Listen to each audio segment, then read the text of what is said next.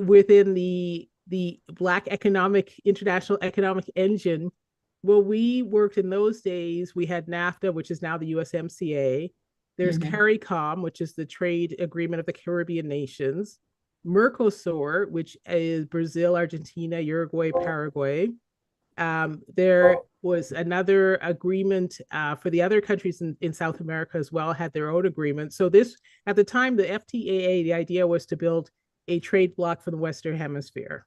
And but as I mentioned, but what didn't come to fruition because most of the countries went ahead and started doing bilateral trade deals, and that's where we were going as a world.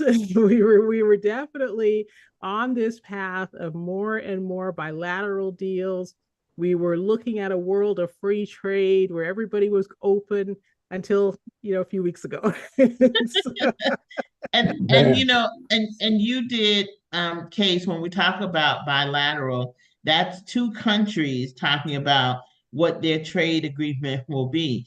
And two countries will come together like Canada and Mexico. Well, here it was for Canada, Mexico, and the US and say, come up with special agreements on, if you let this in my country at this rate, I'll let this in your country at this rate. And it works the same way with tax treaties, like, right? So we have agreements on, oh, if you tax my dividends at 0%, any company that makes a dividend in your country at 0%, I'll tax you at 0%. So yeah, and then case, so historically with trade policy and how you have seen um tariffs impact, traditionally. Give us an idea of what your thoughts are on what is currently happening and what impact that makes. yeah, it is extremely difficult. So we're all in business, and business likes to plan. We make strategic plans. We plan for the year, we plan for the quarter, we plan for 10 years. And how do you plan in an environment where you don't even know what's happening from day to day? And especially where the government has made some grand announcements about what it would like to see happen.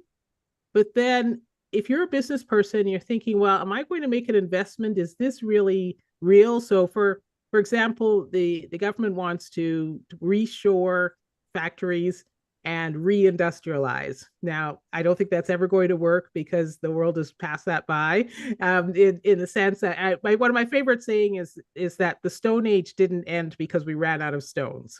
New technology took us to the next level, and I think that's still what's going to happen. But let's say you have a factory overseas right now, and you're thinking about bringing it back to the U.S. Are you going to make that investment in an environment where you're not sure what's going to happen next? So that's the biggest impact I feel right now, is that it just sort of paralyzes business. Everybody's waiting. Let's see what happens. But at the same time, you can't just sit on your hands and ignore the economy. So you start to look at, okay, how do we deal with tariffs? So you right now you have a product or a service, you have a price, you have a cost. So what's changing? Are the cost of your inputs going to change? Are you bringing in products from overseas that help you build your product? And if that's going to change and that's going to increase your cost, can you stay competitive? One thing about having a 10% across the board tariff, you're like, oh, okay, everybody's got up 10%. We should remain competitive. But then what happens if you're in a country that's being targeted for an even higher tariff? Or you're getting part of your inputs from a country that's getting higher tariffs on that particular product. So you start to then you really do have to think that through. And are you able to absorb those costs? I mean, some people certainly have huge margins. So like think of luxury goods where their margins are 50, 60, 70%. So they're like, okay, well, we can absorb the costs and still make a profit. Can you take advantage of new technologies and be more productive? Could you Mhm. use AI in your business in a way that allows you to reduce costs? Or robotics, if you're in there, if you're in manufacturing. So you could be thinking on one hand, I want to make an investment, but I'm afraid I don't know what's happening with this economy. But you can't just ignore it. You do have to keep going forward if you intend to stay in business, because everybody else is going to. And that's the thing. It's a very everybody's sort of asking, what are these tariffs going to do in the end? Because if Yeah. if trade, the idea is, oh, we're going to raise all this money, but if trade comes to a standstill, we're not raising any money from tariffs. So then if we get to the point where everybody drops tariffs to zero, we're not raising money from the tariffs. And if we have trade deals with everybody, and there's all sorts of exemptions and loopholes and all these other things, people start using other countries to get their products in because they got a better deal than the other one, then we sort of have that chaotic situation, really, which really makes it difficult. So it is a challenging market environment, but keep in mind that the key idea behind all of it of global trade is not going anywhere. Everybody, even the United States, is in some ways dependent on trade for certain products and services, and that is going to continue. So you also have to be aware of what has to keep happening. Excuse me, what has to keep happening. So, Case, talk to us about Canada and how are Canadians feeling about the U.S. American products? What are you all seeing in Canada? Yeah, it's really sad. So we have very strong ties to Canada. Of course, I grew up there. I have family there and friends there. They love to send me pictures of in the store where it says, buy Canadian or this is a Canadian product. It's actually all marked up the store. This well, I wouldn't say so much the tariff war as the talk of the 51st state has really driven Yeah, Canadians into a frenzy. yeah, But and it's sad because so let me remind everyone, Canada of course is your neighbor to the north. 40 million people stretched out over 3,000 miles from the Atlantic to the Pacific. It's one long thin line of the population, and the ninth largest economy in the world, more than 2 trillion. But about a third of it is dependent on exports, and about 3/4 of that is to the United States. So this is a country that is absolutely focused on ties to the US. And to be insulted, so to speak, to have their political sovereignty challenged was very upsetting to Canadians. And the backlash has been something I've never seen, where Canadians openly saying they're not buying American, they're not traveling to the United States, they don't want to do anything in the US. And also feeling the other part of the political side, there's been a lot of stories at the border, people who have yeah. been held, even in jail, they because of they work permits or things like that. So there's like even a fear, which I've never ever seen before. So for businesses, it's very, very difficult because Canadians right now are not buying American products. Now, that said, of course, things like cars they can't avoid because Canada has no car industry of its own. So you can't name a Canadian car. So you have to. So anybody who is thinking of buying a car this year, now they might be looking at foreign cars, but those are expensive by being non-North American. But that those are expensive as well. And I think and the other piece that a lot of people don't talk about is Canadians are big spenders in the US. Travel. In the winter, Canadians have long, cold, dark winters, and literally millions of Canadians will come to the US through the winter months. They have homes in Florida, homes in Arizona, homes in California, and they're trying to sell them now or rent them out to Americans because they're not coming down anymore. Canadians are huge investors in the US real estate and they're not buying. The city of Palm Springs, which is near just about 2 hours south of here, in just sort of east of downtown Los Angeles, that city is having a huge push to try and bring Canadians back because they're so dependent on that Canadian, those snowbirds they're called, the people who come down in the winter. So the tariffs are having extraordinary impact, and the impact is even going to be felt in the election. Canadian election is Monday. It's before this all started, it looked like the Conservative Party would win easily, and now it looks like it will be a majority Liberal government. In Canada, Liberal tends to mean more like the Democratic Party, but and it's almost all because of what's happened with the tariffs and the issues with and the political sovereignty issues as well. Yeah, we saw the mayor in Ontario, I think. Mm-hmm. I mean, he was so adamant, and they were going to shut the power off, and he was. I mean, it was so fascinating. I talked with our partners in Canada about what is the market like, particularly for services. Mm-hmm. Where exemptions, there are some exemptions, and so he was like, "Oh, but Melissa, people are really anti-American right now." Yeah. And justifiably so. I think that many of us understand that that is an insult to say you're going to be the 51st state. And then also to have here, the tourism impact has been just incredible for Canadians not coming down. Not just Canadians, but just in general, we're coming to the US. So it's really negatively impacting our community. So let me ask you, what about creating trade blocks within our own community? You know, Mhm. where what we're saying is when you think import export, right? So it would be great to add a tariff for other communities selling into our community, right? But if you look at and evaluate um what percentage of businesses export into our community, right? If you look at our community as a trade block, and then what percentage of our businesses sell into other communities. So, Mhm. how can we form a trade block within our community in order to sell amongst ourselves? Because one of the things DEI has been a tremendous rollback, in so many places in the country. But a response to that is if you don't want to do business with me, I don't want to do business with you. So how do we create that type of trade block?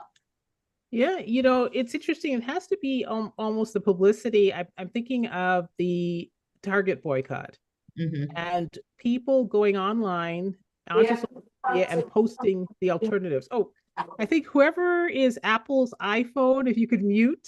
Yeah, I muted them. Okay.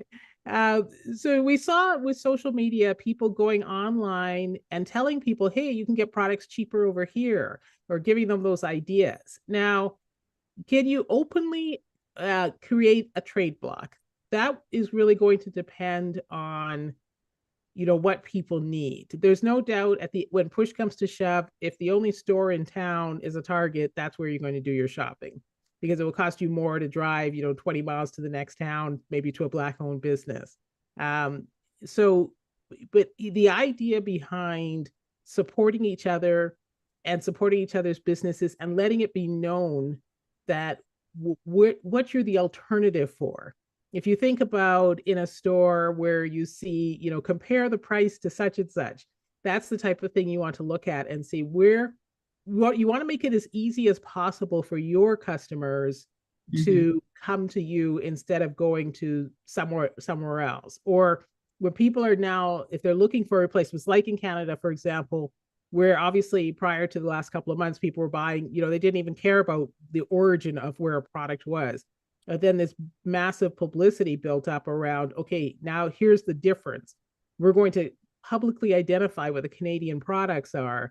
So when you're in the store, you know which one you want to pull off the shelf. And that's the type of thing that you have to have. You have to have some level of publicity that points out to your customers, here's the block of products and services that you could be accessing if you want to support the community and what the community's goals are. Yeah, I think the Buy Black certification through the U.S. Black Chamber is so important, and that all of us should actually register and get that certification because that is a certification that will prepare you for federal contracting, in addition to having you to be identified. And it actually was created so that the government can specify which businesses and which percentage out of the quote unquote minority group is actually Black and receiving funding. And so, but it always strikes me so odd when you have Black-owned businesses say, "Oh, I don't want to be identified as Black. I don't want to be identified as minority." And this is the linchpin. They say because it will. I compete at the same level as everybody else, as if by being identified as a Black company, you automatically are lowered in terms of your ability to deliver. But I'm telling you, as somebody who has worked in the government, I'm telling you straight up, those other people, they have zero hesitation in identifying that they went to this university. Their parents are these people. They go to this country club. They are in this, and I only see it amongst us to say, oh, I don't want to be identified as a Black-owned business. Whereas if you understood how many more doors that would open for you and how that would connect you to more people, because who's focused on selling to your community? Like when you have a Black-owned business and you pull up their website and you don't see one Black person in sight. That Yeah, it's the oddest thing in the world, because the majority of the people, you're assuming that other communities have the majority of the money, which right. they do, but we have money as well. And so changing your mindset from, and trust me, you're looking at the Amazon queen. I used to be. Oh, my husband would be like, if one more Amazon package comes, every single thing I bought Yeah. from Amazon, because their businesses, it makes it easier, the speed, But look at how many people sacrificed for us during the civil rights movement in terms of boycotting and not riding on buses and carpooling to transport people, and the sacrifices that they made. And I can't go through a little inconvenience to go to a local Black-owned business. I can't take the time to find a. That's how I had to coach myself, because that Amazon button was sweet to me. So Yeah, there's no competing with that Amazon button. And because of the pricing, we talk about tariffs. Amazon is able to source from around the world.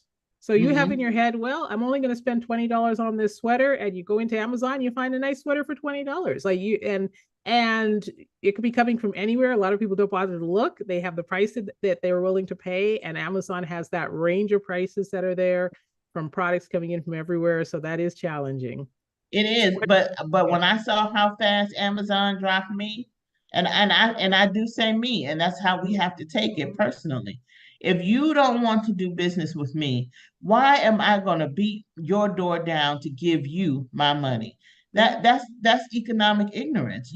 There's no way I'm going to position myself like that. So that's why we're saying to businesses, when we were talking earlier, what we're encouraging everyone to do.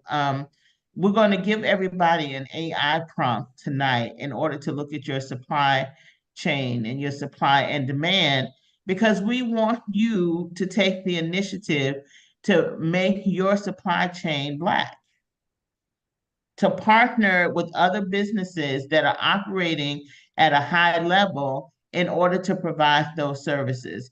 And what I mean by that, we have everything. If you need a freight forwarder, we have Black freight forwarders. If you're selling your products into a country where the tariff is 10% and you're still able to export your products from a Black-owned shipping company to a Black freight forwarder to a Black-owned shipping company to a shipping company that will deliver your products and services in port. We have those types of companies that are within our network. And so, what we're asking all of our businesses to do is to take the initiative, just like people who sacrificed in the civil rights movement, or even our people who were in slavery or in Jim Crow. It requires a sacrifice. It requires a sacrifice. So inconvenience might be out of the window for a while. But can you imagine if you make your supply chain Black, or as Black as possible? Because I'm going to tell you one of the things that I see done, and I do or have done, is we analyze supply chains literally from the raw material all the way into the production, the product being put in hand. Or we'll look at the service literally from the ideation all the way to the R&D, all the way to the mapping document, all the way down to the service being delivered to the customer. Because when you're looking at a global business, supply value is determined at different places in that chain. So if I have if I'm calling the shots from the US and I create a tech center in India, and then I have another center that might be in Vietnam and another center in China, all of those different places are going to say they add value to that chain. And so we have to, for being an international tax lawyer, I have to break down each one of those locations and determine what's the value in each one of those chains? Well, that is how you analyze and you look at what supply and demand is for your chain. If it's a product, if it's a service. And if in every one of those, I can tell you these people are American, these people are from India, these people are from Vietnam, these people are from China. I can break it down for you.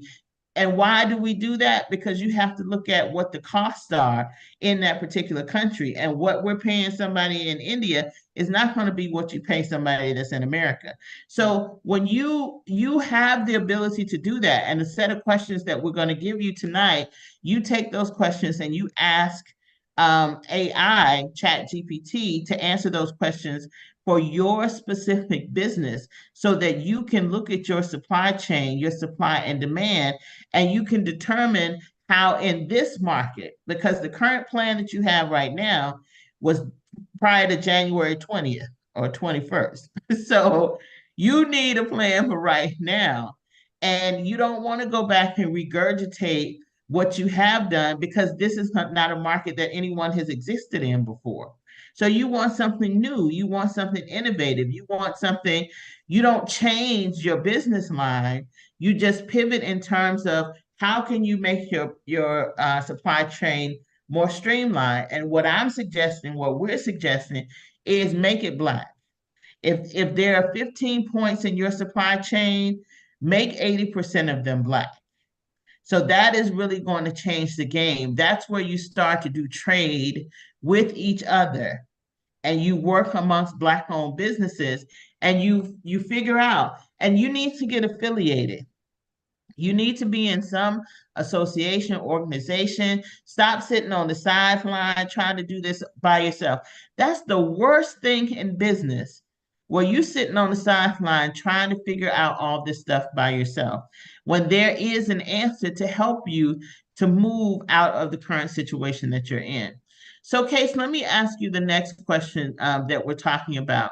And I'll just So, say, can I yeah, interrupt go one ahead. second just to mention technology? Because I think Yeah. everything that you were just talking about, part of that is being smart about technology and using it and incorporating it in your businesses and having even building that Black ecosystem. If somebody wants to build that app, or some kids that need some work, an app that where you put in, which becomes your Amazon, where you can put in, but it's all Black owned businesses. I mean, something like that is what's missing as well. I definitely agree. How would you recommend that we improve our technology skills? Yeah, it's going to be a couple of things. I think we have to identify where we actually have those skills. And I know, Melissa, you were doing a lot of work with the HBCUs and Mhm. the colleges. If we have, sometimes it is the most well, they say underrepresented, but it's a sort of unknown talent that there could be one of those schools have a really robust computer programming program, or maybe they've had a bunch of entrepreneurs come out of it. We need to find out where those incubators are, because right now Mhm. everyone just looks at Silicon Valley. And if you're at Stanford, they're lining up at your door. But you could be sitting in Virginia or Maryland, and you're at an HBCU, or you're at a community college, and you're at bright light, and there has to be a path for you to get out there into the world, because the technology I talked earlier about productivity, if we can bring our costs down by being smarter about technology and using technology more effectively, that's a competitive advantage. And soon they start coming to us because it's the best product at the best price. Yeah, and not only that, we have people in our community that are angel investors. We Mm-hmm. have private equity investors. So there are definitely opportunities for us to be able to grow our business. But Case, I think the first step is changing your mindset. Yes. Yes. I think the first part is you have to be in the mind of an empire builder. Like to me, if you look at people in past civilizations, they never thought, let me go over, the Mayans didn't go over, to the Incas to say, oh, let me let you lead this part of my economy or build my economy. They weren't going to other people, but it's the mindset to go to your own people to build for us so that we are in a position to grow our own businesses. Yeah. because And we this is the have a best lot of time to young do it. people. We Yes, have a we lot do. of young people. Yeah, and they need to be encouraged. I think they look at Silicon Valley as well and think, oh well, that's where it all happens, but it doesn't have to happen there. And in fact, it shouldn't. America should have 20 Silicon Valleys because Mhm. we're going to need that in terms of we. I said mentioned earlier, I don't think reindustrialization is going to work. We have to go to the Mhm. next level of technology in the world and build that advanced technology society, which is knowledge workers, innovation, creativity. We certainly have the people. We just need to give the encouragement, like you say, and people need also not to be afraid to go to and pitch just pitch their ideas like the other kids do. I went to a pitch event. It was one time in Las Vegas. It was open to the public. I think I mean, there must have been 60 people who came in, literally off the street to pitch to all of these investors from around the country. I think I counted three or four black people that were there. I only counted a handful of women, and I thought, well, I found out about this event, so where's everybody else? They can't say it. And I actually just happened to sit next to the organizer of the event at the lunch, and I was saying, and I was asking him about that. And he's a white man, and he was saying, "Hey, he said I came to Las Vegas because I'm looking for that hidden talent that is not sitting in Silicon Valley or in Austin, Texas."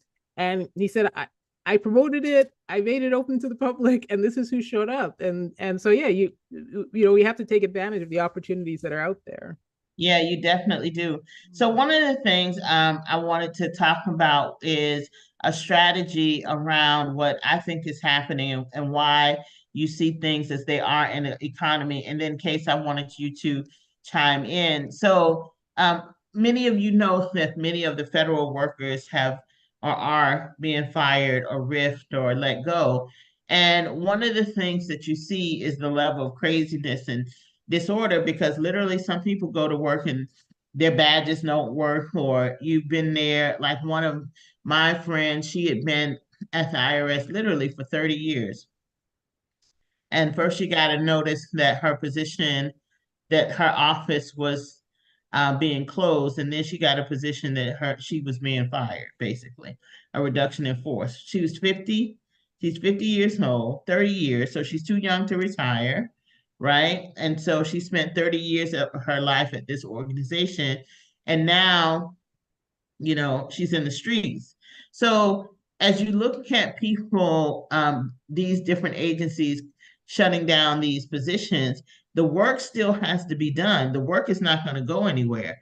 So my belief is that they are going to fire people to be able to say they reduce the workforce, and then they're going to create federal contracts. And the federal contracts would allow them to say, oh, we increased the number of small businesses, which is an uptick. We increased the number of jobs because the number of jobs are small businesses hire the most number of people. And then thirdly, that we increase federal contracting. And I think that shifting that to a lot of people in the private sector is what the game is going to be, is what the play is going to be, because the thought process is that the government itself is bloated, but with privatization, you're going to get a better outcome. Now, if somebody could explain to me how you fire people and bring them back to work and then put them on administrative leave where you paying them and they don't have to work. If I could see how that is efficient, I would be a trillionaire, you know?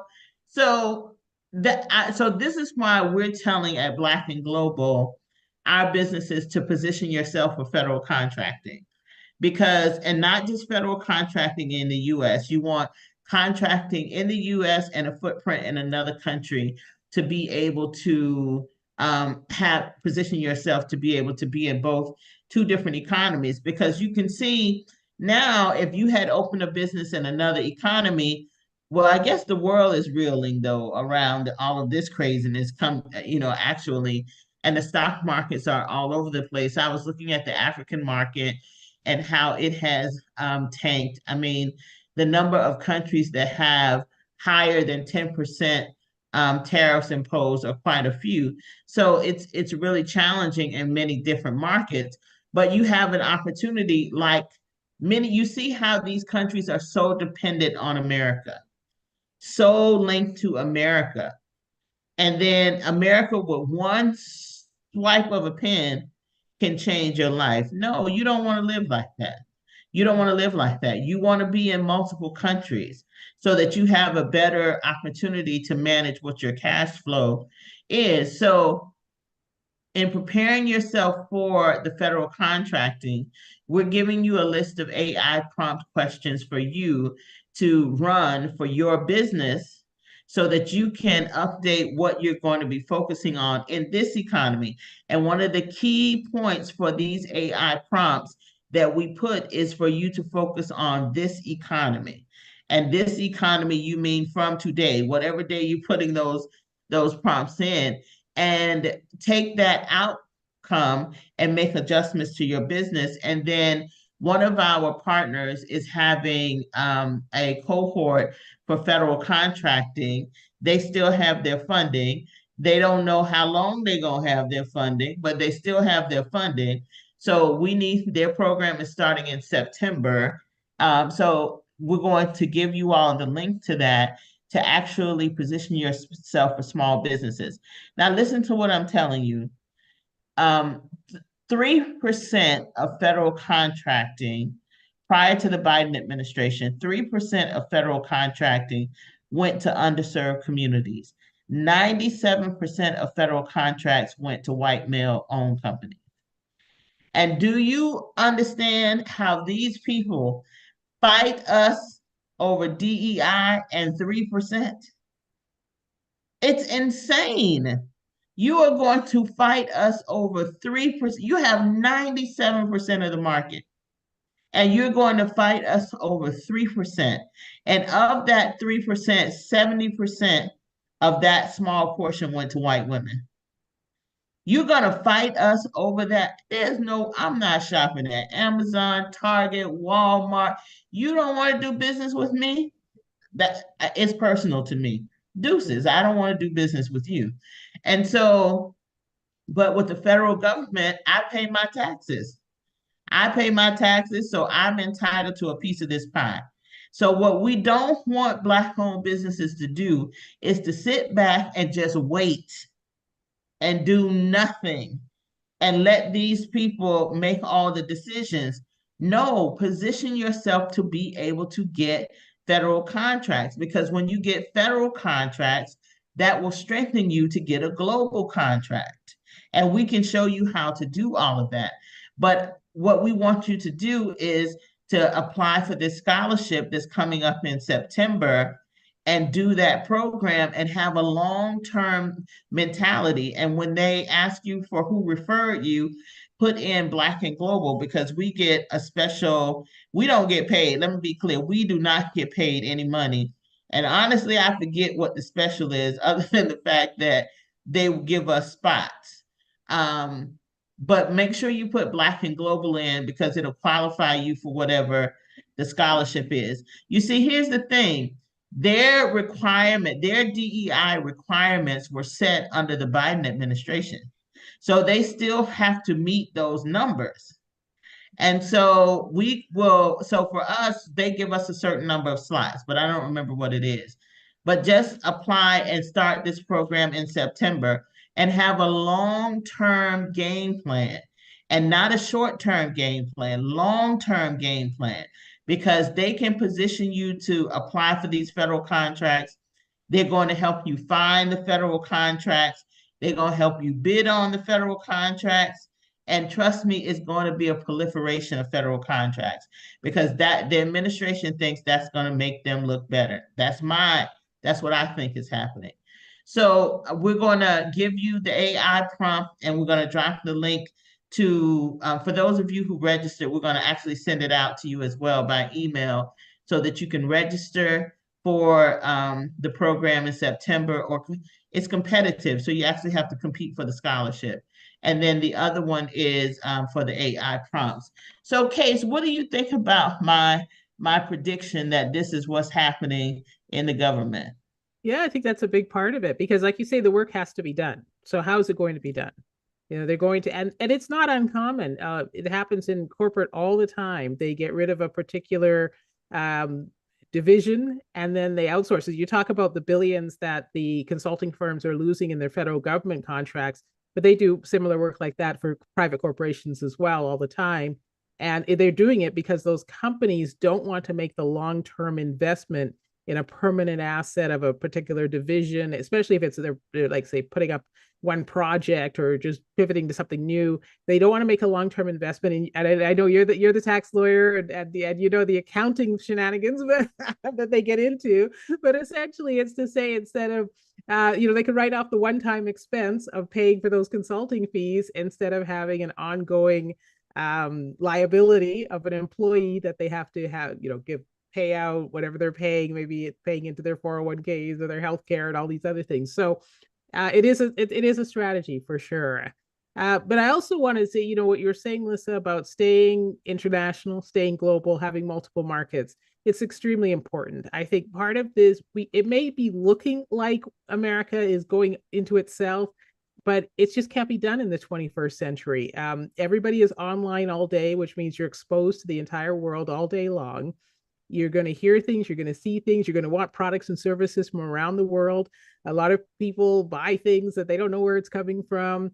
And so it's a global economy. It's a global economy. We are global citizens in the global neighborhood, and tariffs and things like that might come up, but you want to be able to keep an eye on the fact that you have skills that are needed around the world. And so for so many of the people that are being laid off, and it's a traumatic time for them, but it'll at some point they will sit down, do an inventory of their skills, and realize that there are other countries that are looking for them.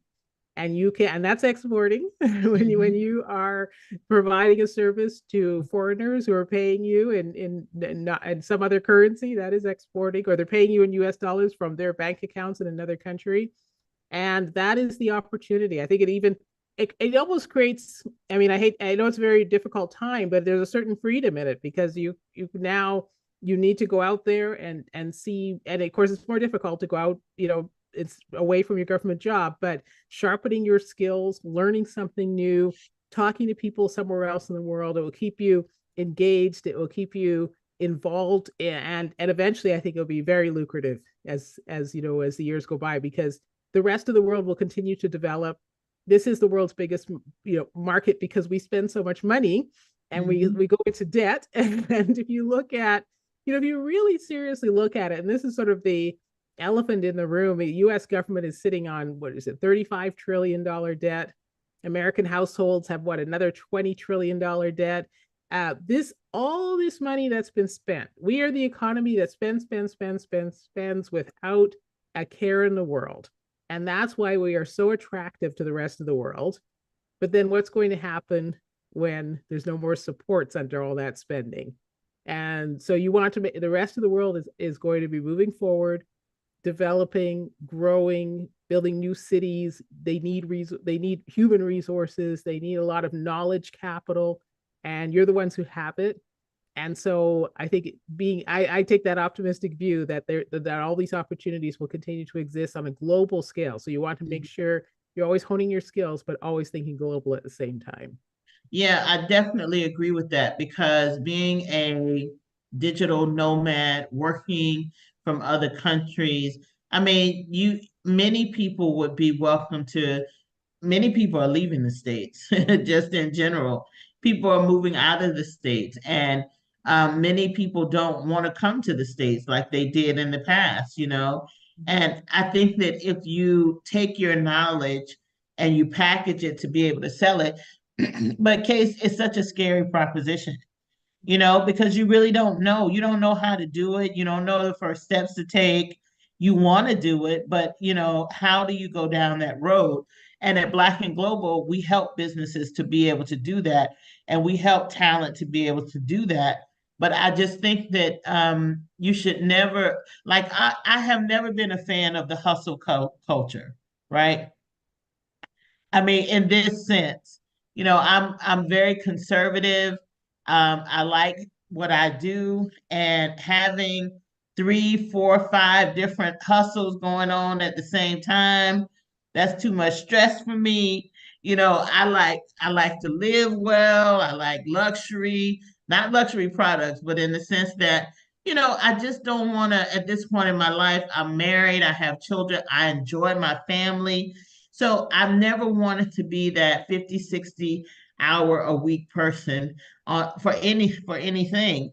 And my mindset used to be, in order to own a business, you have to work 50, 60 hours a week.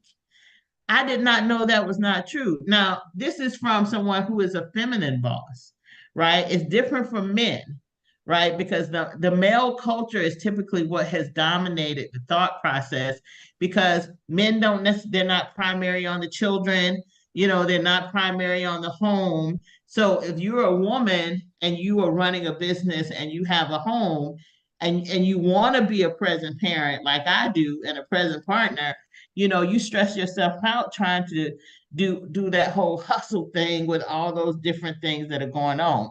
That caveat being said, I got to update that a little bit in this market in this way. If you have a job, you need a business on the side. If you have a job, you need a business on the side.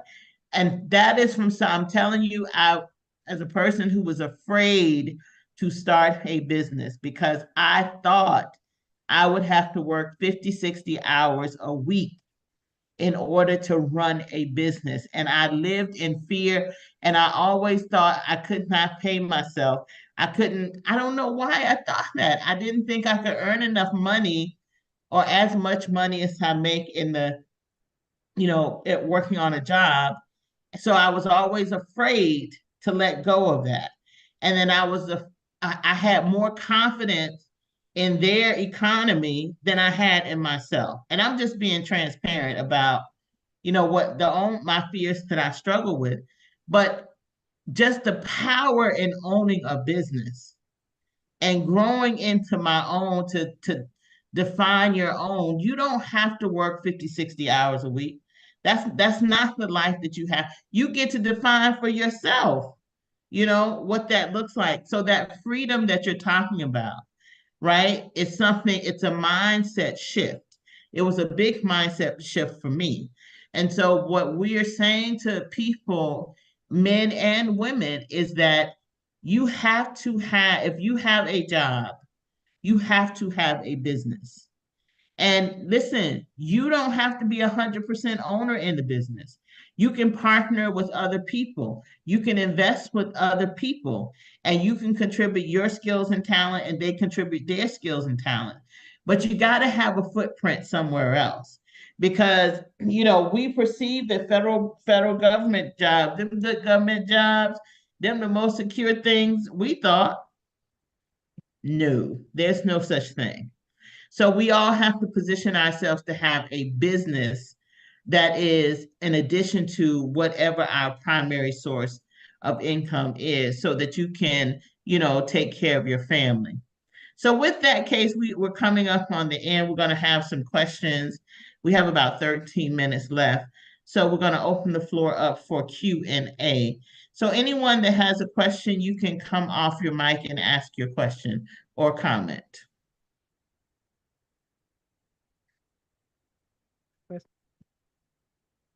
Or you could put a question in the chat. Oh, yeah, you can put a question in the chat. That works too. Let's see. Do we have any questions in the chat? Let's see. What questions do we have?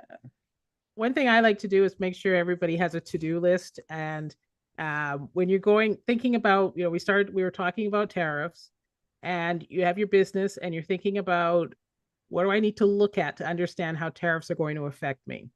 So we're talking about the price of your product or service, right? So you're looking at, how much does it cost you to make that product or service, and what are those inputs? Now, we were just talking about having another business, having an online business. I have online businesses. So does it affect me? And I might start thinking, no, it doesn't affect me. I don't have them. I don't have physical products that I'm purchasing from other countries. But then I think, well, I am very dependent on cloud services, website in the cloud, landing pages in the cloud. So, and that's a very high electricity. And I think about Canada again. What if Canada cuts off the electricity? Or what if Canada raises, the electricity prices, and suddenly that's going to affect the cost of hosting a website or even using social media, So if you're buying ads, so you want to think about what are your inputs, what is it costing you to make your product or service, and you might not know for sure, if anything that you're using is affected directly by tariffs, but you could probably make a pretty good guess that there might be areas. And then you want to take a look at, okay, what can I do with my productivity to lower my costs if I think it's going to have an impact on my bottom line? Where can I lower my costs? Do I need to look at AI? Do I need to do some training on AI to see how I can use it in my business? Could I outsource? Could it, maybe there are folks in Africa. I know, Melissa's you have that service. Maybe there are people in Africa that could do part of the work, and that would help me lower my costs. So you want to be thinking about those things as we go forward now, and how will tariffs affect you? What cost of inputs, and then how can you lower productivity? So applying that, lower your costs through productivity. yeah, applying that to Black and Global. So the tariffs definitely impacted us, right? Definitely, because we are helping our businesses to export their products into other countries. But my thought process was not, oh, this is going to hammer all of our businesses. My thought process was, okay, how can we win in this situation? Mm-hmm. What is it that we can do? What pivot can we make in order to win? And not only that, the people at the government agencies are being fired. So we work with government agencies. Yeah. So that impacts our business. So our pivot was, and we had started to do this at the end of last year, but I have to thank Quincy and Precious because they really have picked up where we pre-vet contracts. So whereas before what we were doing is we would help a business and then we would work with them going to the government to find a contract, but instead now we pre-vet contracts. So we find the contracts. That's a pivot for us so that we can find products and services that our businesses can offer. And then we bring those contracts to our prospective people that are coming into Momentum. And then we focus on that contract throughout Momentum. So that's one of the pivots that we've made. The other pivot was finding countries that are offering better terms if you're an American business coming into their country. That's the other pivot that we made. So that's how we're able to tell you, like Case is saying, we literally had to think through, okay, how are we going to pivot in this market in order to be successful? Okay, so Case, there's a question for you. How could tariffs affect a service-based online business? Okay. Mm-hmm. Yeah, that's what I was talking about. That you might not think it affects you, but then you realize, oh wait, all those cloud services use electricity. If the electricity is imported, there could be a tariff hit that could raise the costs. So then what would you do with that? Now, for a lot of people, if you have a web-based business, you won't be able to make any adjustments. You're just going to have to pay that higher cost. So then you start looking at other areas. And again, how can you maybe you might have to raise your own prices, and you have to look at your margins. You might have to accept a lower profit for a while, and then also look at, of course, where you could save some money just in the way that you do business.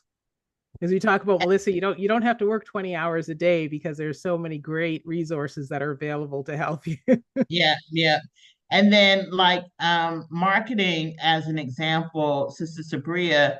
So, and that's what her business is around. One of the things is we tell people there are exceptions for these tariffs. And you have to look at the tariffs to see whether or not it applies to your business, and not only to your business, but your product, because your product might be exempted. And so if you have a service, oftentimes services are not covered by the tariff, and there are some exemptions around that.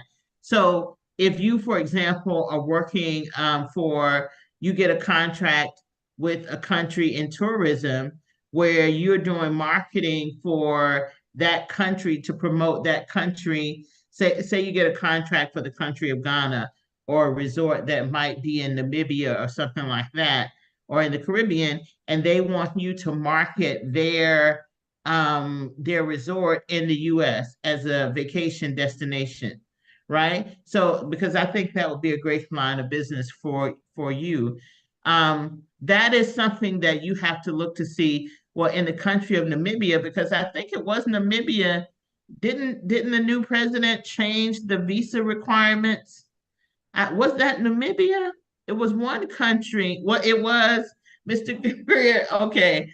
Yeah. So in Namibia, I think they had a new president, but her response was, and I love that because y'all know me and fighting, but she said if our people have to have a visa to go there, you or to be there, you have to have a visa to be here. So everybody that was American that did not have a visa, they had to get a visa to leave. And so, but if you're working for a resort there to promote their resort as a place to be able to, for Americans to go for vacation, then that's exporting, number one, and it is marketing, number two. Number three, it's a service. So then you have to look to see, well, if I do business in Namibia, will my service be charged an extra 10% or whatever the tariff is if I sell it to this resort? That's how you have to analyze your product or your service.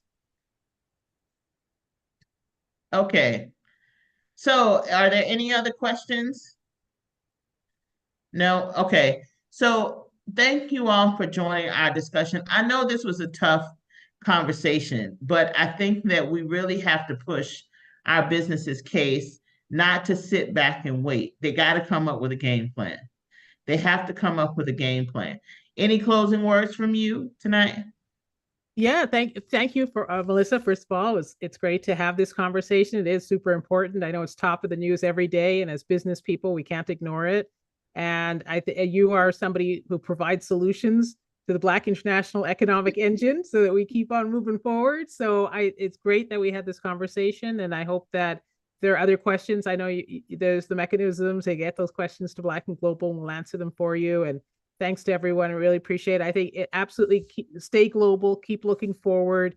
There are always opportunities. If you look through the history of the economies of the world and what looked like the worst times and so on, there was always opportunities. And it's for those people that are alert and aware and ready to take advantage of those opportunities. And as Black and Global members, that's what you are. You're ready. So and you take advantage of the resources that are here. And I think it could turn out to be just a major economic boom for everybody.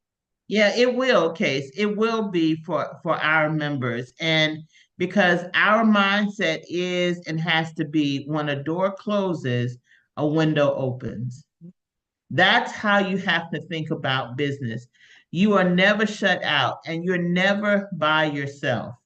And you always think, I have a team. You can email us at for us at blackandglobalbusinessnetwork.com. We're over 6,000 people in this community. So somebody can provide what you're looking for. If you need, support, admin, we have the Hire Africa campaign that we are on a mission for. The Hire Africa campaign is where we're asking Black entrepreneurs to hire at least one young African professional to be on your team. One of the things that for the country that I'm going to test out in Zimbabwe, where they're saying that they would make it easier and give U.S. businesses the first opportunity for contracts, Mr. Greer. That's one of the things that they're saying because they want to open the doors for more businesses to come. And I really want to have that conversation with them, Miracle, to talk about how can we as Black and Global be the portal for those contract opportunities and the portal where if they provide the contracts to us, that we work to find matching partners in the US. So you see that pivot? That's the pivot that I'm talking about in the thinking. Not that we're shut down, but this is an opportunity Case, like you said, for it to be a great economic boom for us so that we can grow our businesses more and make more money. So with that, thank you, everybody, for a wonderful evening, and we look forward to talking with you all next month. As I love to say, I am Melissa Muhammad, your sister and servant. We are the Black and Global Business Network, globalizing our connections, keeping us in the Black, and we'll see you around the globe. Have a good night, everybody. Thank you, Case. Thank you. Good night.